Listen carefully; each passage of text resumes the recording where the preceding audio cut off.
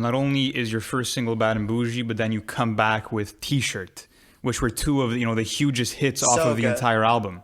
And not only that, but Childish Gambino actually shouted out Bad and Bougie, which he said was the hottest song right now at the Golden Globe Awards in 2016. And that really gave it an extra push to a wider, hip-hop demographic, just because a lot of people value Childish Gambino's opinions. Yeah, and besides, I think Travis Scott, Migos back in, you could even talk about Migos now, the type of commercial appeal that they have. And it's kind of crazy because, Gucci Mane never got that commercial appeal, or, Young Thug never got that commercial appeal, or Future never got that commercial appeal, but Migos were able to get it, like going on the Ellen DeGeneres show, or, doing all those skits in Hollywood and whatever it was. Having Bad and Bougie reach 1 billion views on YouTube, they just absolutely killed it, and it was a huge commercial success. I'm going to run you through some stats. It sold 131,000 copies first week, and it debuted at #1 on the Billboard 200, which is a massive fucking achievement, and especially for the trap genre, because if I'm not mistaken, Birds in the Trap and Birds in the Trap came out a year prior,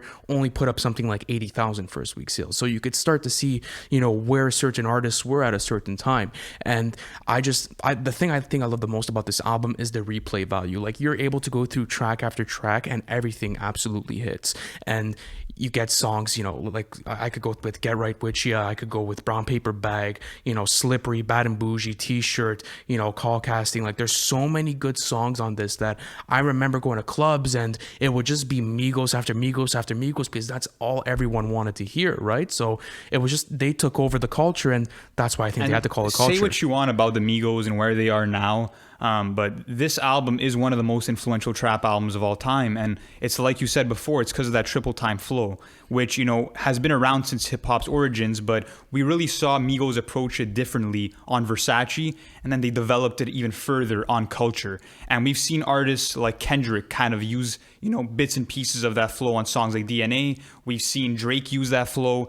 It's been used by a lot of people within the genre, and it just goes to show how influential it is. So do you think, talking, that it's done for the Migos and that was the peak of their careers and there's no place for them to go now, or do they still have potential? That's an interesting question. I wouldn't say they have no place to go, but I don't think they can beat Culture as a full album. I agree. I think they were able to sort of perfect their sound, and at that time it was fresh enough that people just wanted to hear it, and at the same time it was just it was iconic. So I wouldn't say that they're finished. I think that the commercial appeal of Quavo, he'll probably stick around and do some hooks and features.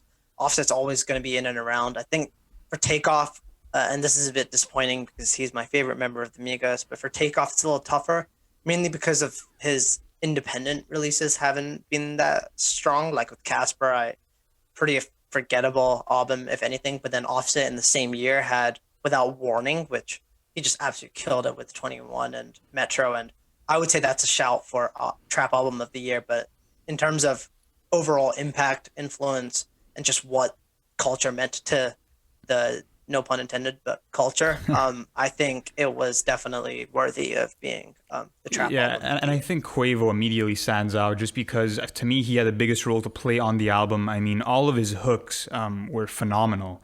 And if you look at the stats of how many words each of them rapped throughout the album, you have Quavo, who rapped 3,821 total words, Takeoff, who rapped 2,832 words, and Offset, who rapped 2,799 words. So there's a big gap between Quavo and the other two members, and that's because, like I said, Quavo had a big role to play within the hooks.